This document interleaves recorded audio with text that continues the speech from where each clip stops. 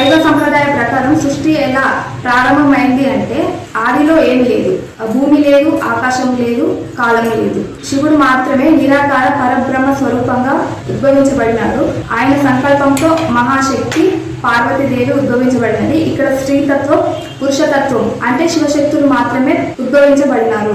ఇక్కడ సృష్టికారానికి శివుడు శక్తి కలయికతో మాత్రమే సృష్టికి అవసరమైనటువంటి దైవిక శక్తి వ్యక్తమవుతుంది. అందువల్లే పంచభూతములు అంటే ఆకాశం, భూమి, నీరు, నిప్పు, వాయువు ఆవిర్భవించబడినాయి.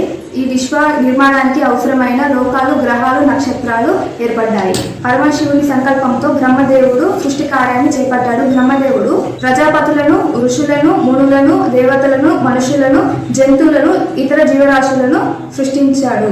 మహావిష్ణువు సృష్టిని పోషిస్తాడు. శివుడు కాలం పూర్తయినప్పుడు లయకారుడిగా సృష్టిని తనలో లీనం చేసుకుంటాడు. ఇలా సృష్టి, స్థితి, లయ అనే చక్రం నిరంతరం కొనసాగుతుంది.